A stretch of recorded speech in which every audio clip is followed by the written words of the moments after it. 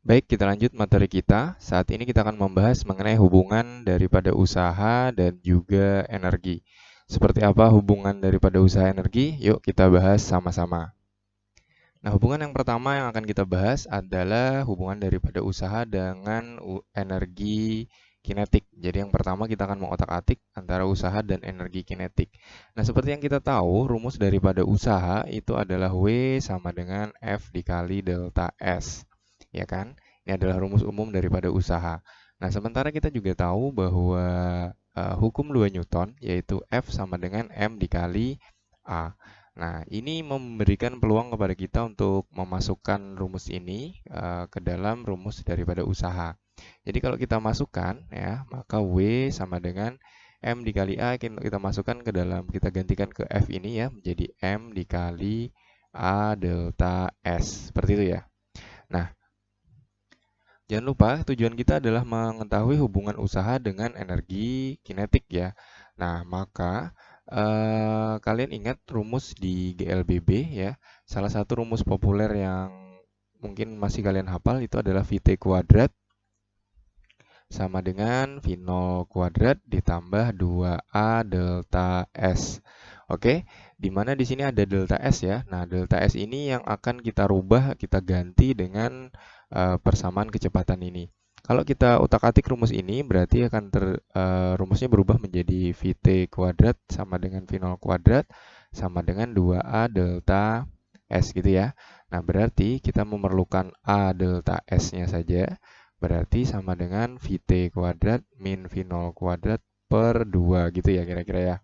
Nah, A delta S ini tinggal kita masukkan ke dalam, kita gantikan ke persamaan ini, maka akan kita dapat W sama dengan M dikali, buka kurung ya, VT kuadrat dikurang V0 kuadrat per 2. Tutup kurung nih. Nah, tinggal kita kalikan ke dalam, maka kita akan mendapatkan M dikali VT kuadrat, berarti M VT kuadrat per 2 ya kan dikurang M V0 kuadrat per 2.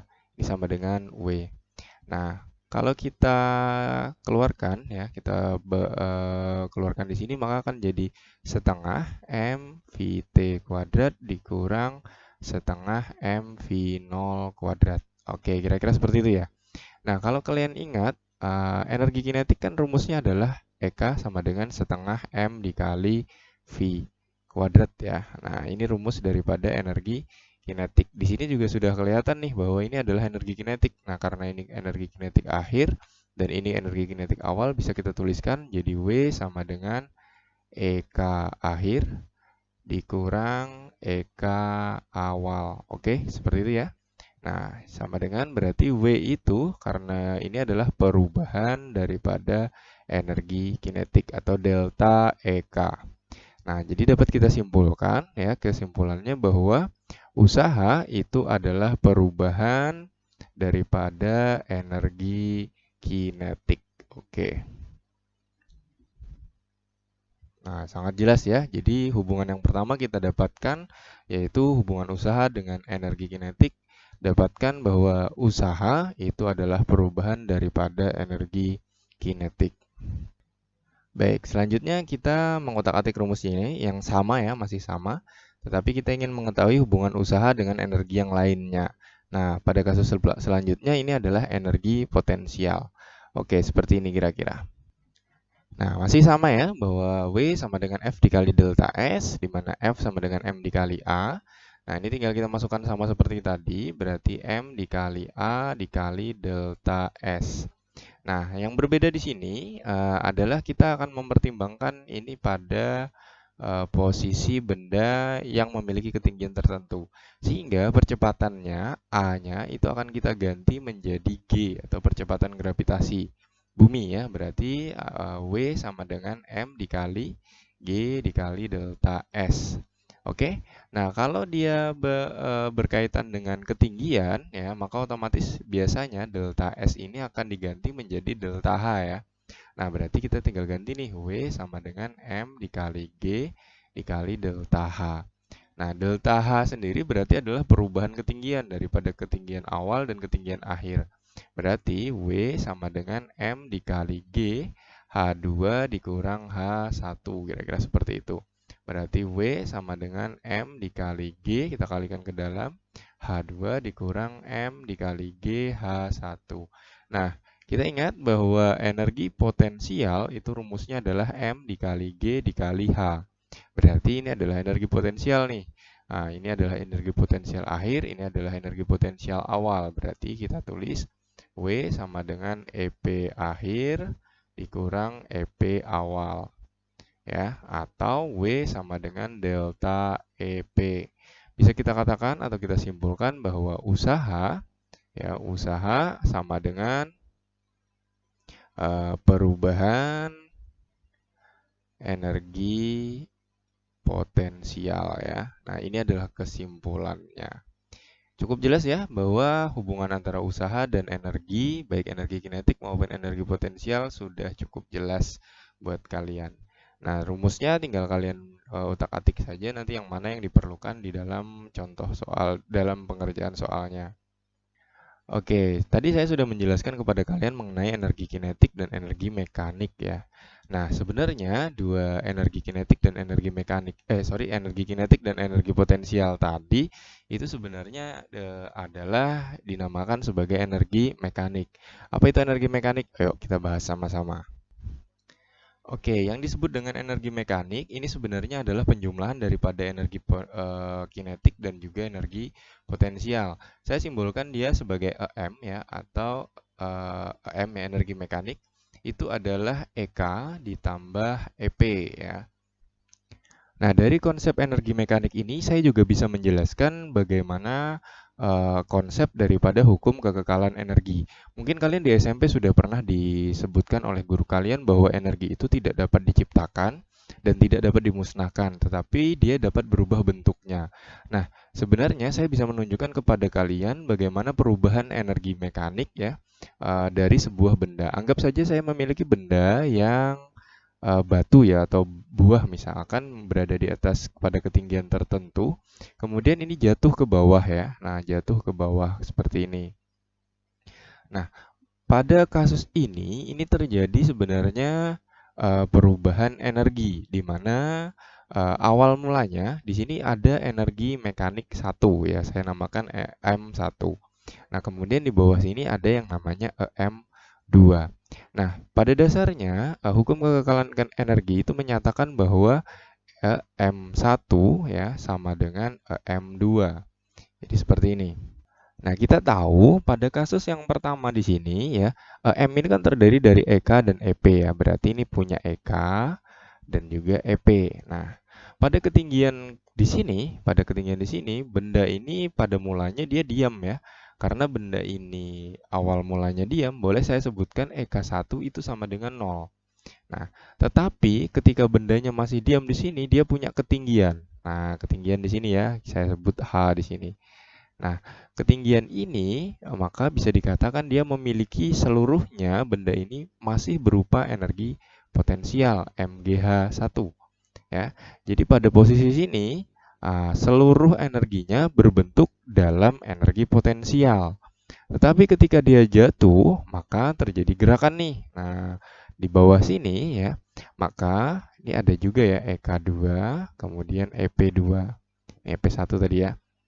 Nah, EK2-nya di sini karena dia bergerak ya, otomatis berarti setengah M V2 kuadrat. Oke. Tetapi dia sudah tidak punya ketinggian di sini.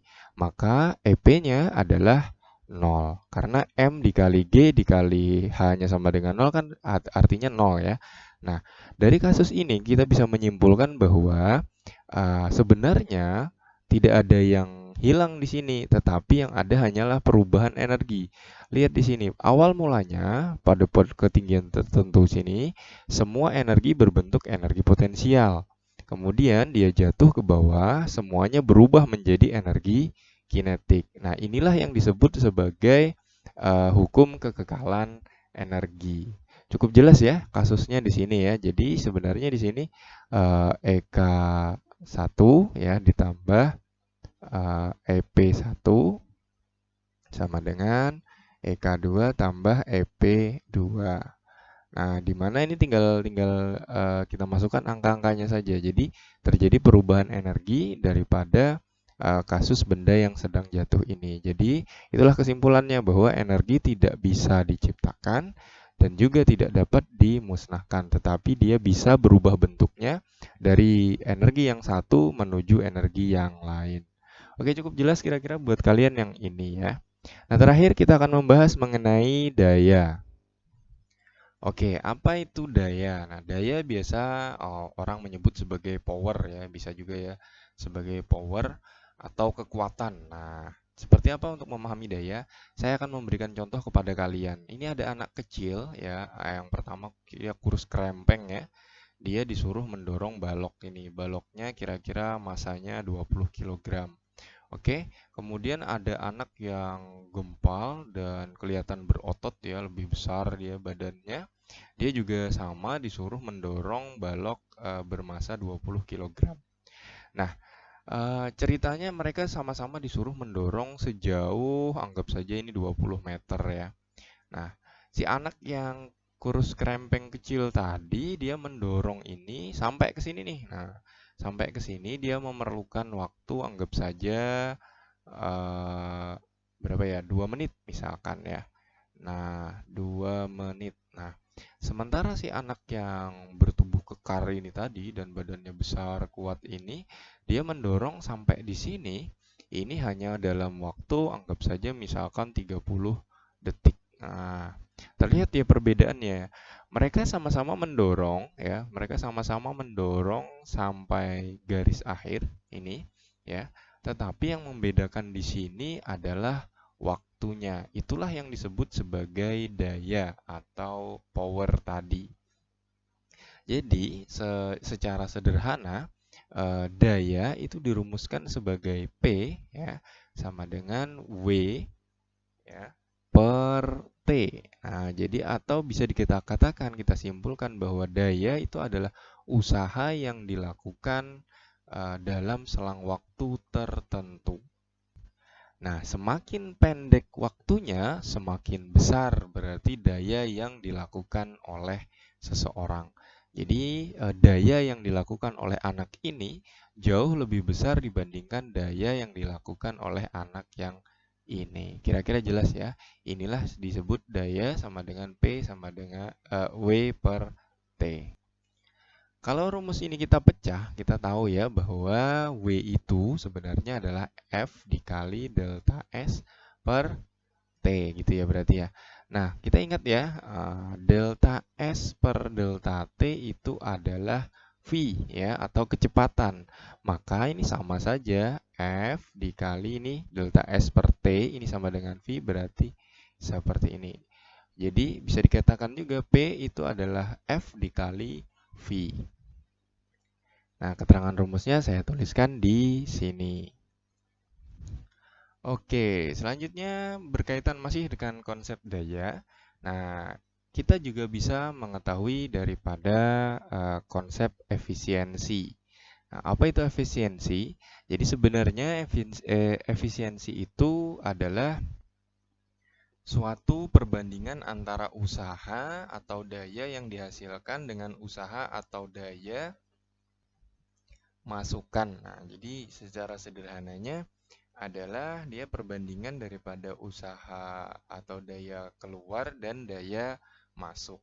Nah, rumusnya seperti apa? Rumusnya sederhana, simpel sekali ya. Biasa disimbolkan seperti ini, efisiensi sama dengan W out dibagi W in atau W input dikali 100%.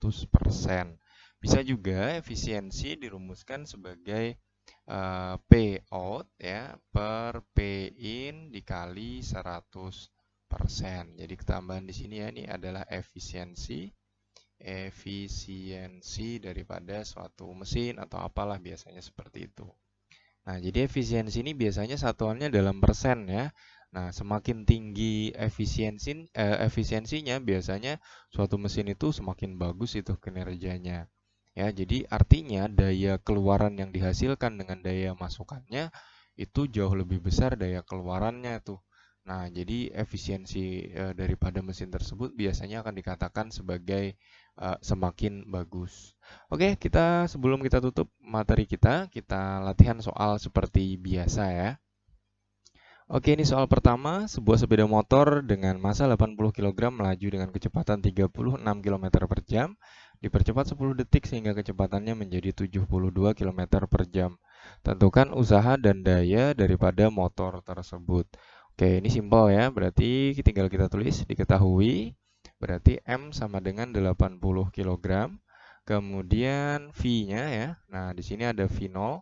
V0-nya ke 36 km per jam, 36 km per jam. Ini tinggal kita rubah ke meter per sekon ya, berarti 36 dikali 1000 ya, dikali 1000 dibagi 3600. Nah, ini akan ketemu 10 meter per second. Kemudian VT, nah VT-nya di sini ada 72 km per jam. Berarti ini kalau saya ubah tinggal kali 1000 dan bagi 3600 didapatkan 20 meter per second. Nah, T-nya itu adalah 10 second. Ditanya itu adalah W dan P ya. Jadi usaha dan juga power ya atau daya. Nah, ini sudah jelas sekali bahwa di sini karena dia punya V0 dan Vt, pasti ini otomatis adalah perubahan daripada energi kinetik nih.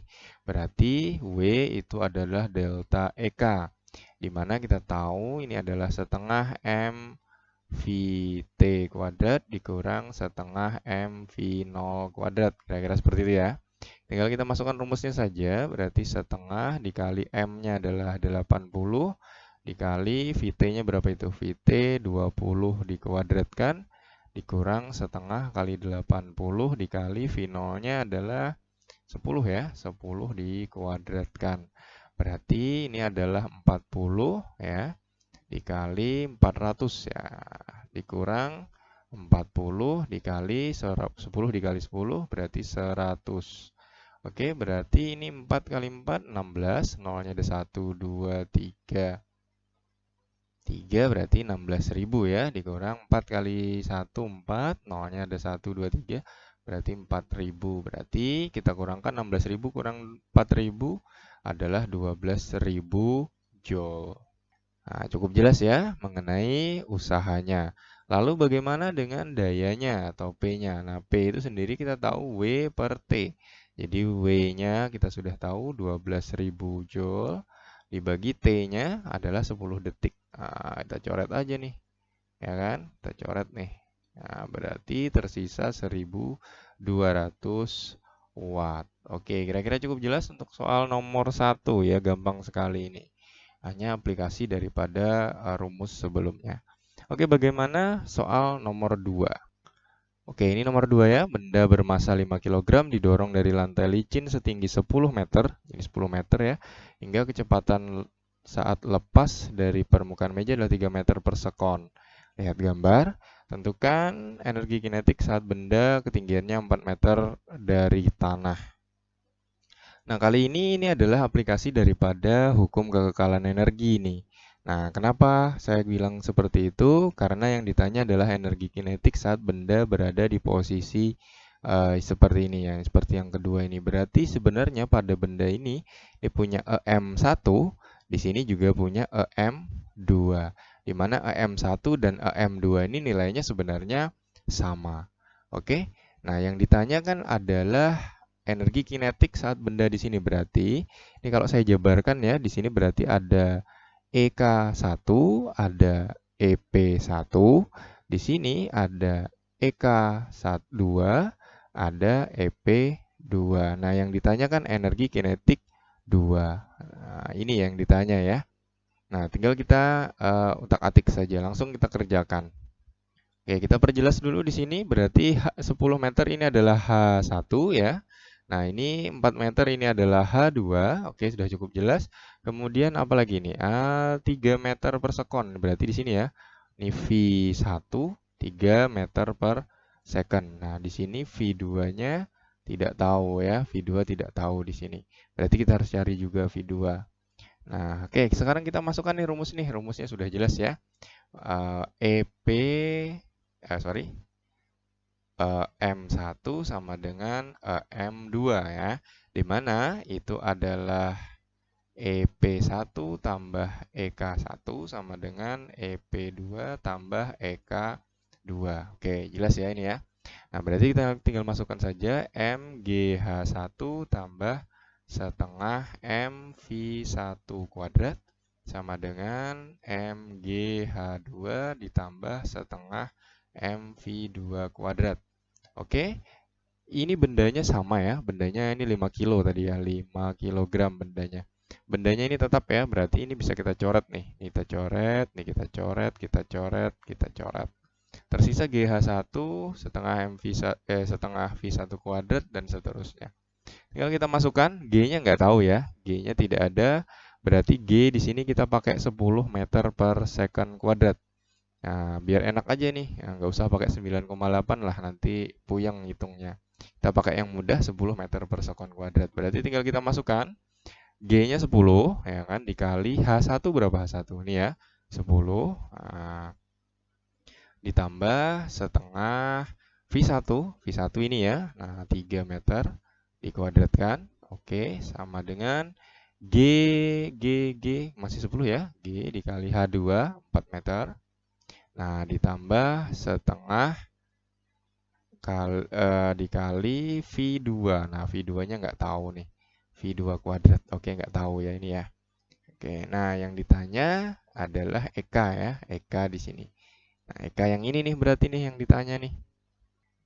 Oke, kita cari dulu V2 dulu ya. Kita cari dulu V2 karena kita nggak Eka kan rumusnya Eka sama dengan setengah MV kuadrat ya. Nah, kita V2-nya nggak tahu nih. Berarti kita harus cari dulu nih ya. Oke, kita lanjut nih hitungannya. Berarti 100 ya. 10 kali 10 100 ditambah 3 dikuadratkan 9. Berarti dikali setengah. 9 dikali setengah 4,5. Sama dengan 40 ditambah setengah dikali V2 kuadrat. Oke, ini kita selesaikan. Berarti 104,5 ya. Dikurang 40 sama dengan setengah V2 kuadrat. Berarti 100 kurang ini 104 nih berarti 64,5 sama dengan setengah V2 kuadrat. Saya lanjut di sini ya. Ini dikali silang berarti 2 dikali 64,5 itu adalah 129 sama dengan V2 kuadrat. Oke. Nah, udah nih cukup nih. Nah, yang ditanya tadi adalah energi kinetik ini ya. Eka ini yang ditanya berarti EK2 sama dengan setengah MV2 kuadrat. Nah, ini V2 kuadrat udah dapat nih 129 kan? Tinggal kita masukkan M-nya berapa? M-nya 5. Nah, berarti setengah dikali 5 kali 129. Nah, udah deh. Hasilnya berarti berapa nih? 322,5 Joule. Oke, jadi hasilnya seperti ini. Cukup jelas ya, mudah-mudahan bisa dimengerti penjelasan singkat saya. Oke, cukup sekian mengenai hubungan usaha energi dan sedikit tentang daya. Mudah-mudahan membantu kalian dalam belajar. Oke, cukup sekian. Sampai jumpa lagi. Bye-bye.